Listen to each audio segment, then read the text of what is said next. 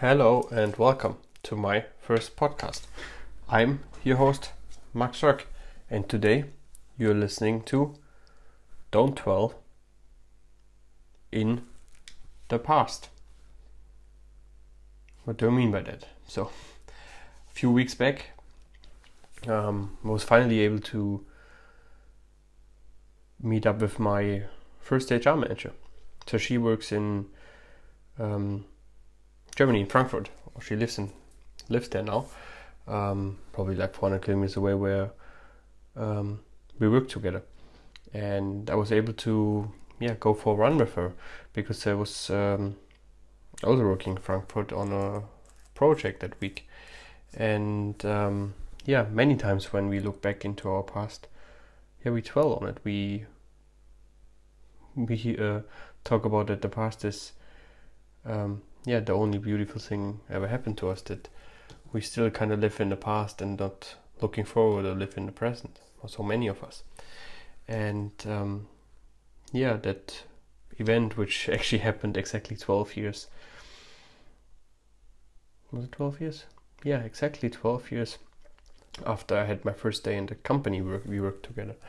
And that was incredible to talk about it again and talk about old colleagues and people she's still in touch and people I used to be in touch.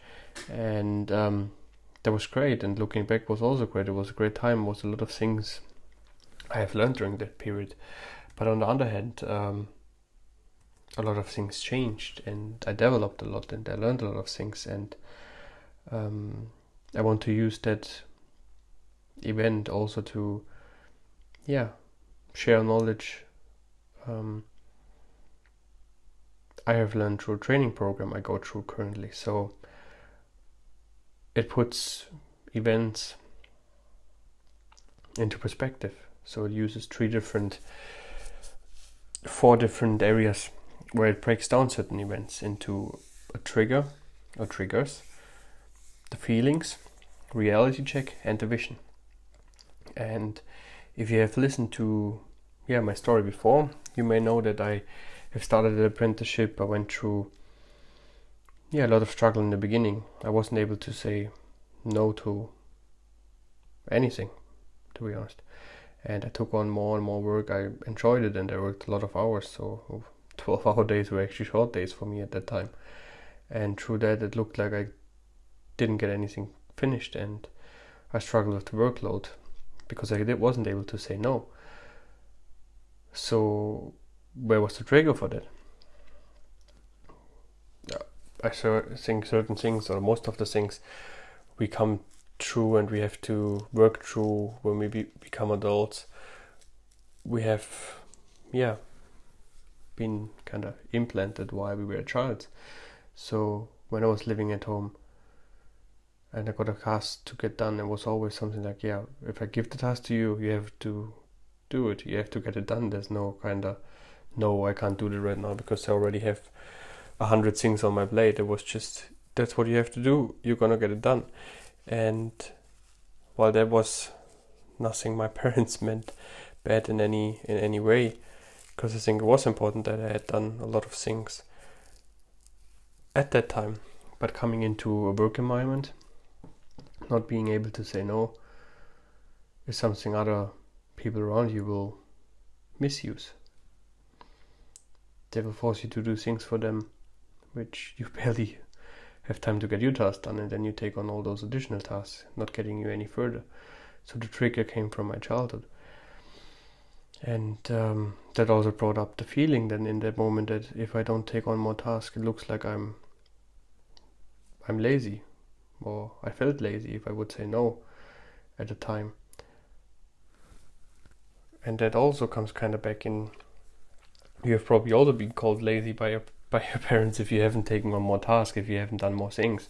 So during my apprenticeship, getting all those tasks was kind of a great feeling because it made me feel respected, that people will give me more tasks, will give me more responsibility, which was a great feeling on one hand, but on the other hand, it piled up more work every single day, and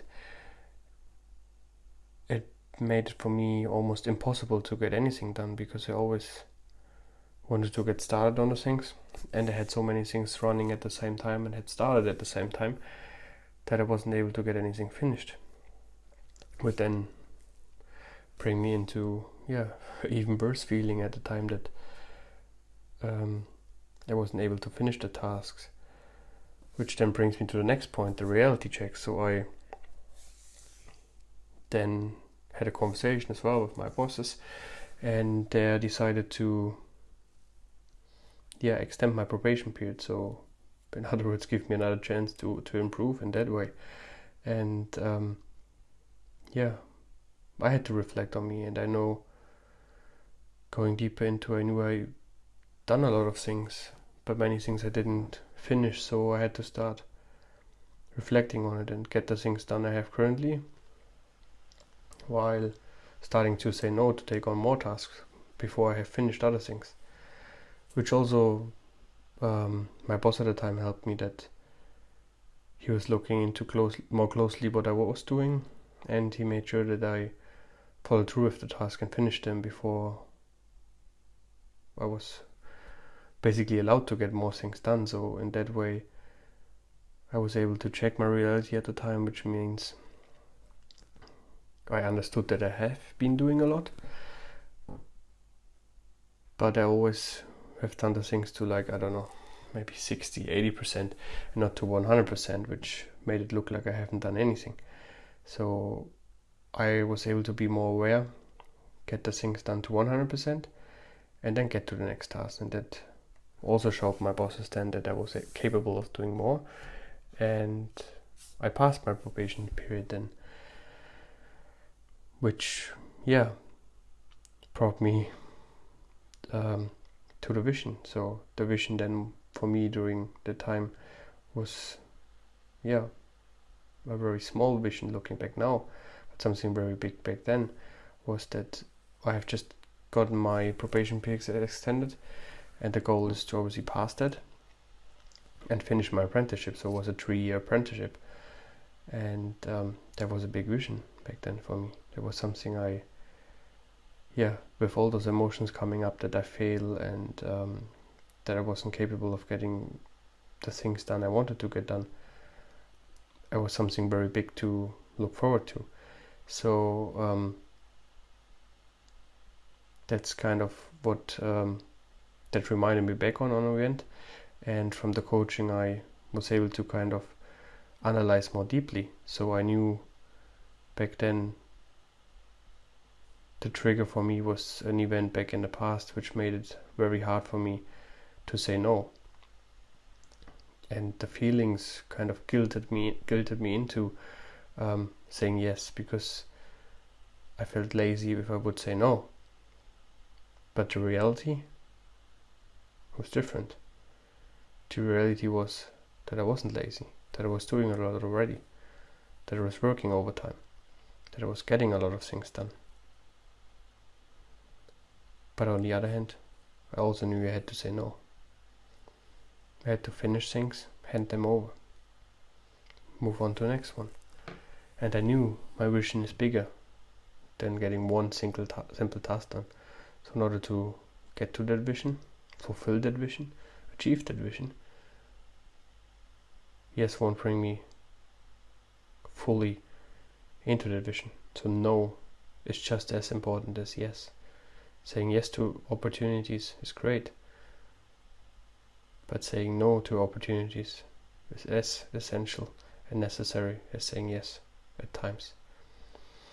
So if there's something you struggle with, I highly recommend you to go through the same framework, to look for the trigger, why it does happen to you, what was triggering that behavior in you. For instance, in my example, not being able to say no. What is the feeling you associate with, in this example, saying no? But then be very open, very honest, which is brutal. Be brutally honest with what the reality is. And then as in that example, say no to little things. And over time, you build that muscle to say no to bigger things. When you know the reality, you will be more aware what needs to be done. And if you have thought of your vision, where you want to get, you will see that without doing those small necessary tasks, you're not going to be able to fulfill that vision. So that will also give you the drive, the motivation and the energy to start saying no to little things, coming back to my example, and continue to say no to bigger things. Something which I think, or at least for me, at times is still very, very hard to say no. And I know where it's coming from. And I know I have to get better in. And probably most of us have small things we struggle with, some bigger. And this is something which can help us to understand why we are behaving in that way. So if you want to talk about something you're struggling with and put it into perspective, feel free to reach out to me. To the multiple contact details, like I don't know, my email address, Facebook,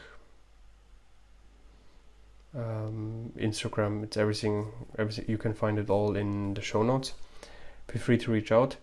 I can also send you a small overview of the framework if you like, or just text me and we arrange a call going through it together. Would really appreciate you reaching out to me, and it will be my honor to help you getting through something you're struggling with. So that's it for me today. So make sure you don't dwell in the past. Our past might have been beautiful, but it's the moment, the current moment, we have to focus on. The moment we can make as beautiful, or even more beautiful than our past has been.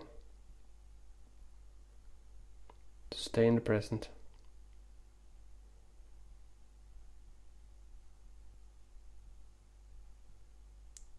And make sure you use your past to make your today better, and therefore your past better.